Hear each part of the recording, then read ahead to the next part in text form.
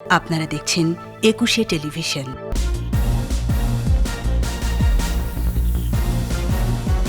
স্বাধীনতার সুবর্ণ জয়ন্তীতে ৭২-এ পা রাখল মুক্তিযুদ্ধে নেতৃত্ব দেওয়া আওয়ামী লীগ। সংগ্রামের ঐতিহ্যে উন্নত দেশ গড়ার অঙ্গীকার। মহামারী মোকাবেলায় বৈশ্বিক পরিকল্পনার তাগিদ প্রধানমন্ত্রীর। অর্থনীতি পুনরুদ্ধারে ৬ প্রস্তাব। ঢাকা বিভাগের ৭ জুলাই লকডাউন চলছে। দেশ জুড়ে বাড়ছে করোনা সংক্রমণ ও মৃত্যু।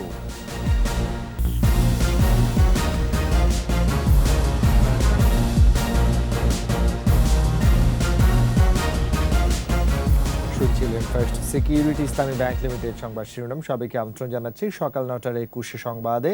সাথে আছি আমি রাজীব জামান। আর দর্শক, একুশে টেলিভিশনের সংবাদ একই সাথে সরাসরি দেখতে পাবেন আমাদের ফেসবুক পেজ www.facebook.com/2124 অনলাইনে। ৭২-এ পা দিল ঐতিহ্য, সংগ্রাম ও বাঙালির মুক্তির সংগঠন আওয়ামী লীগ। উপমহাদেশের অন্যতম প্রাচীন দল আওয়ামী লীগের সাফল্য ও অর্জনের ভিত গড়েছিলেন জাতির পিতা বঙ্গবন্ধু শেখ মুজিবুর রহমান। ৩.৫ বছরে গড়ে তোলা যুদ্ধবিধ্বস্ত রাষ্ট্রকে কাঠামোর উন্নয়নে মহাসড়কে সামিল করেছেন শেখ হাসিনা। মুক্তিযুদ্ধের চেতনা সমুন্নত রেখে অসাম্প্রদায়িক দেশ গঠনে অবিচল আওয়ামী লীগ। বিস্তারিত জানাচ্ছেন আকবর হোসেন সুমন।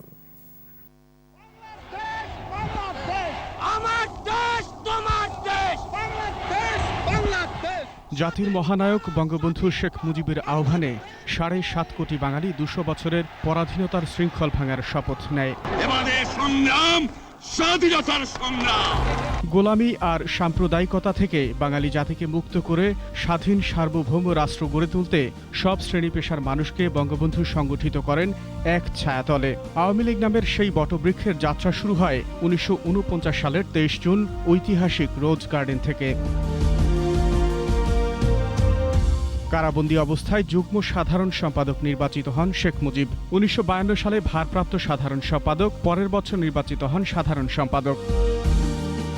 সৃষ্টির ৬ বছরের মাথায় অসাম্প্রদায়িক দল হিসেবে প্রতিষ্ঠা পেতে মুসলিম শব্দটি বাদ দেওয়া হয়। ৬৬তে বঙ্গবন্ধু সভাপতি নির্বাচিত হন। প্রণয়ন করেন বাঙালির মুক্তির সনদ ৬ দফা। স্বাধিকার প্রতিষ্ঠার সূত্র ধরে আন্দোলন গড়ায় ৬৯-এর গণঅভ্যুত্থানে। পাকিস্তান শাসনের ষড়যন্ত্র আর শোষণের বিরুদ্ধে ৭০-এর নির্বাচনের জবাব দিয়ে সংখ্যাগরিষ্ঠতা অর্জন করে আওয়ামী লীগ। ৭১-এ আওয়ামী লীগের নেতৃত্বে স্বাধীনতা বাঙালির শ্রেষ্ঠ অর্জন। ৭২-এর ১০ জানুয়ারি পাকিস্তানের কারাগার থেকে মুক্ত হয়ে স্বদেশের মাটিতে ফিরে আসেন বঙ্গবন্ধু।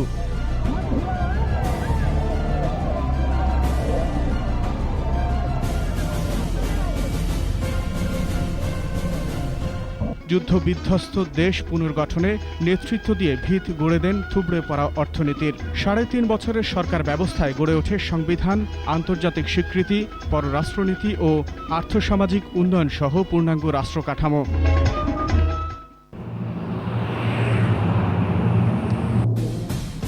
৭৫-এর নৃশংসতম হত্যাকাণ্ডের পর আবারও মুখ থুবড়ে পড়ে বাংলাদেশ। হারিয়ে যাওয়া গণতন্ত্র ও ভঙ্গুর রাষ্ট্র কাঠামোতে যখন ঘোর সংকট, তখন ১৯৮১ সালে দেশে ফিরে আওয়ামী লীগের হাল ধরেন বঙ্গবন্ধু কন্যা শেখ হাসিনা। স্বজন হারানোর শোক ভুলে ভোট ও ভাতের অধিকার প্রতিষ্ঠায় উৎসর্গ করেন জাতির পিতার আদর্শে। স্বৈরাচার ও সামরিক শাসনের বিরুদ্ধে সংগ্রাম করে প্রতিষ্ঠা করেন সংসদীয় গণতন্ত্রের ধারা। ৮১-তে আমরা জ্যেষ্ঠ কন্যার হাতে আওয়ামী লীগের পতাকা তুলে দিয়েছি।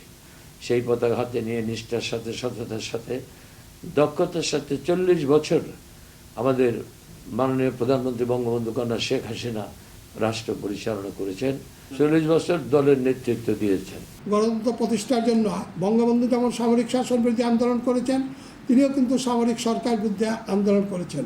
জীবনের ঝুঁকি নিয়ে বারবার প্রাণনাশের হুমকি থাকা সত্ত্বেও তিনি পিছু হটেননি। স্বাধীনতা পরবর্তী এক ধ্বংসস্তূপের ওপর দাঁড়িয়ে বঙ্গবন্ধুর সরকার প্রথমবারের মতো ৭৮৬ কোটি টাকার বাজেট ঘোষণা দেয়। ৫০ বছরের ব্যবধানে যা পরিণত হয়েছে ৬,০৩,৬৮১ কোটি টাকায়। প্রথম বাজেট থেকে ৭৬৭.৯৬ গুণ বেশি। বঙ্গবন্ধু এই ৩.৫ বছরে আমাদের মাথাপিছু আয় মাত্র $93 থেকে টেনে $372 $73 নিয়ে গিয়েছিলেন। তার মানে তিনি অবকাঠামো উন্নত করেছেন, তারপরে প্রথম পঞ্চবার্ষিকী পরিকল্পনা দিয়েছেন এবং পরিকল্পিত উন্নয়নে তিনি বিশ্বাসী ছিলেন বঙ্গবন্ধু। এবং একইভাবে আমরা লক্ষ্য করছি যে বঙ্গবন্ধু কন্যাও পরিকল্পনার অধীনে উন্নয়ন করছেন। নেতৃত্বের পরম্পরায় বঙ্গবন্ধুর আদর্শ ও নীতি বাস্তবায়নে ঈর্ষণীয় সাফল্য পেয়েছেন আওয়ামী লীগ সভাপতি শেখ হাসিনা। পরিকল্পিত উন্নয়ন দৃশ্যমান করছেন দক্ষ রাষ্ট্রনায়কের মতো। অর্থনৈতিক নীতিমালার মধ্যে যে মানুষকে কেন্দ্রে নিয়ে আসবার যে অভিপ্রায় বঙ্গবন্ধুর ছিল, সেটা বঙ্গবন্ধু কন্যার মধ্যেও আমরা দেখতে পাচ্ছি। নির্বাচনী ইশতেহারে দেওয়া মৌলিক অধিকার ও উন্নয়নের প্রতিশ্রুতি বাস্তবায়ন করে চলেছে আওয়ামী লীগ নেতৃত্বাধীন সরকার। স্বপ্নের পদ্মা সেতু এখন বাস্তব, অগ্রগতি হয়েছে সব উন্নয়ন সূচকে। বাংলাদেশ কিন্তু এগিয়ে যাচ্ছে। ৭২ বছরে আওয়ামী লীগ অর্জন করেছে মানুষের আস্থা, বিশ্ব স্বীকৃতি ও জনপ্রিয়তা। আকবর হোসেন সুমন, একুশে টেলিভিশন, ঢাকা। মহামারী করোনাকে বৈশ্বিক ঐক্যের লিটমাস টেস্ট আখ্যা দিয়ে পরিস্থিতি মোকাবেলায় বিশ্বকে একসঙ্গে পরিকল্পনা নেওয়ার তাগিদ দিয়েছেন প্রধানমন্ত্রী শেখ হাসিনা। কাতারে অর্থনৈতিক ফোরামের দি ইমার্জিনিং দ্য ওয়ার্ল্ড অনুষ্ঠানে ভার্চুয়াল প্ল্যাটফর্মে করোনা পরবর্তী অর্থনীতি পুনরুদ্ধারে ৬ দফার প্রস্তাব দেন তিনি। রিপোর্ট প্রণব চক্রবর্তীর। আগামীর জন্য নতুন দিগন্ত, এই স্লোগানে মহামারী করোনা পরবর্তী বিশ্ব গড়তে কাতারে অর্থনৈতিক ফোরামের ৩ দিনের অনুষ্ঠান। ভার্চুয়াল প্ল্যাটফর্মে যোগ দেন প্রধানমন্ত্রী শেখ হাসিনা সহ বিশ্বের শতাধিক নেতা, কূটনীতিক, ব্যবসায়ী ও শিক্ষাবিদ। দ্বিতীয় দিনে রিমাইজিনিং দ্য ওয়ার্ল্ড অনুষ্ঠানে প্রধানমন্ত্রী শেখ হাসিনা বলেন, মহামারী করোনা কেবলমাত্র মানুষের প্রাণই কেড়ে নেয়নি, বিপর্যস্ত করেছে বিশ্ব অর্থনীতি। এ অবস্থায় অর্থনীতি পুনরুদ্ধারে ৬ দফা প্রস্তাব দেন তিনি। We need an inclusive, sustainable and holistic recovery plan for shared prosperity. In order to ensure sustainable and equitable order after the pandemic, we need whole of the world approach now. প্রস্তাবে ব্যবসা বাণিজ্য সম্প্রসারণ ও বিনিয়োগ বাড়ানো, অভিবাসী শ্রমিকদের জন্য সমন্বিত উদ্যোগ সহ বিজ্ঞান ও প্রযুক্তি খাতে বৈষম্য দূর করার আহ্বান জানান প্রধানমন্ত্রী। There must be new international support measures for the graduating LDCs to prevent any possible slide back due to the pandemic. বক্তব্যে প্রধানমন্ত্রী আবারও করোনার টিকাকে বৈশ্বিক সার্বজনীন পণ্য ঘোষণা এবং ভ্যাকসিন উৎপাদনে সক্ষমতা অর্জন করতে স্বল্প আয়ের দেশগুলোকে সহযোগিতা করতে বলেন। It has already claimed millions of lives and bettered the economies. We need strong global cooperation to overcome this difficult time. বাংলাদেশে অবকাঠামো, প্রযুক্তি, জ্বালানি, ওষুধ শিল্প সহ কৃষি খাতে বিনিয়োগে কাতার সহ বিভিন্ন দেশকে এগিয়ে আসারও আহ্বান জানান প্রধানমন্ত্রী Sheikh Hasina. Can be our blueprint to overcome this crisis. Pranab Chakraborty, একুশে টেলিভিশন, ঢাকা। করোনা সংক্রমণ রোধে ঢাকা বিভাগের ৭ জেলায় কঠোর লকডাউন চলছে। লকডাউন কঠোরভাবে পালন করতে মহাসড়কে বসেছে চেকপোস্ট। তবে কিছু কিছু এলাকায় মানা হচ্ছে না বিধিনিষেধ। এদিকে রাজশাহীতে ২৪ ঘন্টায় ১৬ জনের মৃত্যু হয়েছে, কমেছে সংক্রমণের হার। একুশের প্রতিনিধিদের সহায়তায় রত্না জামানের রিপোর্ট। গাজীপুরে ঢাকা টাঙ্গাইল মহাসড়ক চন্দ্রা এলাকায় আঞ্চলিক সড়কে সকাল থেকেই যানবাহন চলাচল করছে। আছে দু একটি দূরপাল্লার যানবাহনও। অধিকাংশ মানুষের মধ্যে স্বাস্থ্যবিধি মানার লক্ষণ নেই। রাজবাড়ীতে ছোট যানবাহনে চলাচল করছে যাত্রীরা। রাজবাড়ী জেলা শহরের প্রবেশপথ ও মহাসড়কের একাধিক পয়েন্টে পুলিশি চেকপোস্ট বসানো হয়েছে।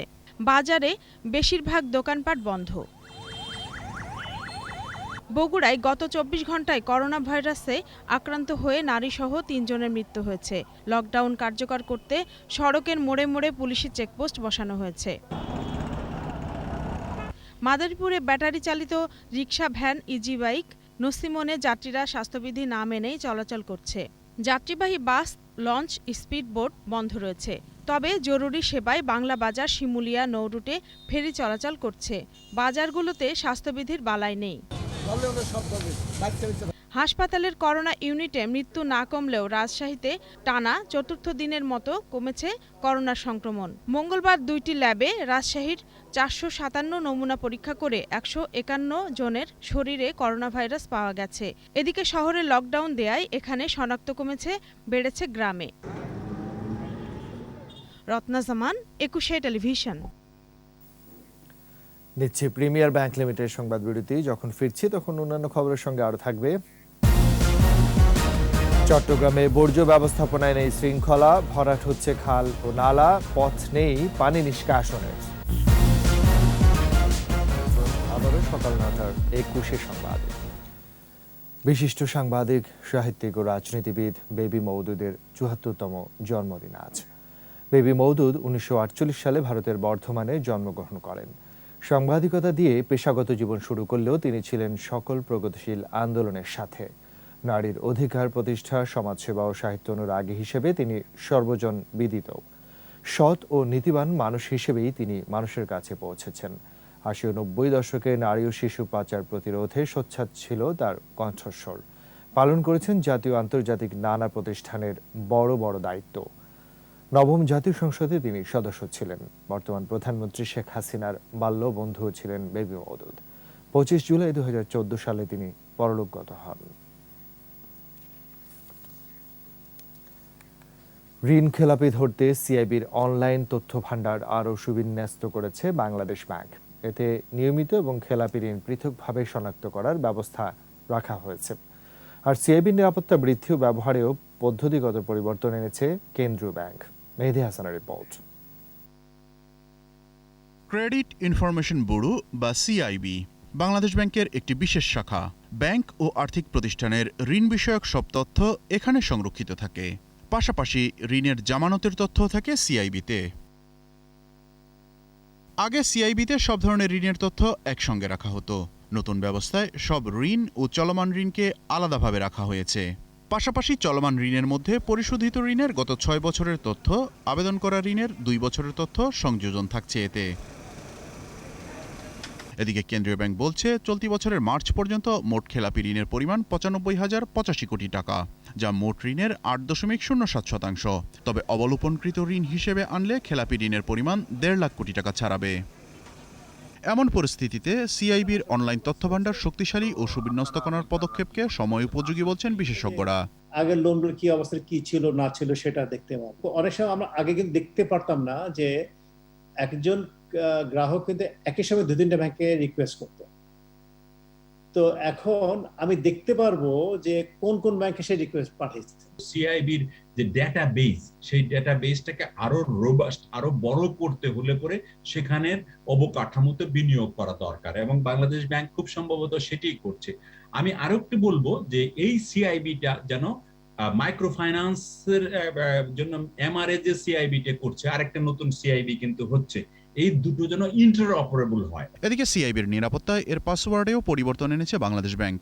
ব্যবহারে চালু হয়েছে নতুন বিধিবিধান। 3 দফা ভুল পাসওয়ার্ড দিলে কেউ সিআইবির তথ্যকোষে ঢুকতে পারবেন না। মেহেদী হাসান, 21 টেলিভিশন, ঢাকা। উদ্যোগ নেওয়া হয়েছে বারবার, কিন্তু চট্টগ্রাম নগরে বর্জ্য ব্যবস্থাপনায় শৃঙ্খলা এখনো ফিরে আসেনি। যেখানে সেখানে ছড়িয়ে ছিটিয়ে থাকে ময়লা আবর্জনা, দূষিত হচ্ছে পরিবেশ, ভরাট হচ্ছে খাল ও নালা, ব্যাহত হচ্ছে পানি নিষ্কাশন। একরামুল হকের রিপোর্ট, জানাচ্ছেন সমর ইসলাম। চট্টগ্রাম নগরের প্রায় প্রতিটি খালে এভাবেই ভাসছে পলিথিন ব্যাগ, প্লাস্টিকের বোতল। মেয়র বলছেন, পলিথিন মোড়ার ও গৃহস্থালী বর্জ্য নালা বা খালে ফেলায় জলাবদ্ধতা তৈরি হচ্ছে। এর জন্য অসচেতনতাকে দায়ী করেন তিনি। ঘরের গৃহস্থালী বিভিন্ন ময়লা পলিথিনে ভরে মুখ বাইন্দা ওই খালে থ্রো করতেছি। পলিথিন কারখানা বন্ধ করে দেওয়া হোক এবং আমরা পলিথিন যেখানে পাবো তার বিরুদ্ধে আইনি ব্যবস্থা গ্রহণ করা হোক। নগরীর জলাবদ্ধতা নিরসনে 7.5 কোটি টাকার প্রকল্পের কাজ চলছে। তবে পলিথিন ও প্লাস্টিকের বোতল রিসাইক্লিং করা না হলে জলাবদ্ধতা নিরসনের উদ্যোগ ভেস্তে যেতে পারে বলছে চট্টগ্রাম উন্নয়ন কর্তৃপক্ষ।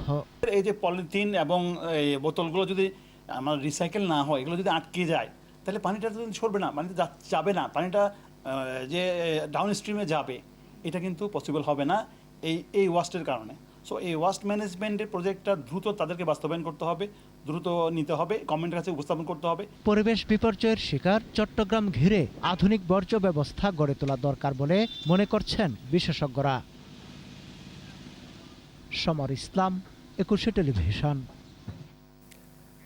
নিচ্ছি প্রিমিয়ার ব্যাংক লিমিটেড সংবাদ বিরতি। যখন ফিরছি তখন অন্যান্য খবরের সঙ্গে আরো থাকবে। ভারতে কমছে প্রাণহানি, শনাক্ত 42,600।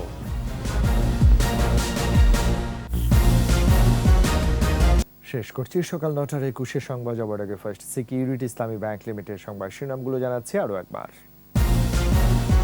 স্বাধীনতার সুবর্ণ জয়ন্তীতে 72-এ পা রাখল মুক্তিযুদ্ধে নেতৃত্ব দেওয়া আওয়ামী লীগ, সংগ্রামের ঐতিহ্যে উন্নত দেশ গড়ার অঙ্গীকার। মহামারী মোকাবেলায় বৈশ্বিক পরিকল্পনার তাগিদ প্রধানমন্ত্রীর, অর্থনীতি পুনরুদ্ধারে 6 প্রস্তাব। ঢাকা বিভাগে 7 জেলায় লকডাউন চলছে, দেশজুড়ে বাড়ছে করোনা সংক্রমণ ও মৃত্যু।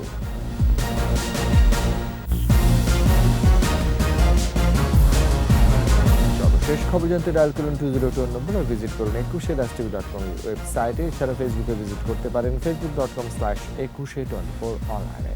এতক্ষণ সাথে থাকার জন্য ধন্যবাদ। পরবর্তী সংবাদ দ্বারা 12টায় দেখার আমন্ত্রণ রইল। স্বাস্থ্যবিধি মেনে চলুন, সুস্থ থাকুন, 21-এর সাথেই থাকুন।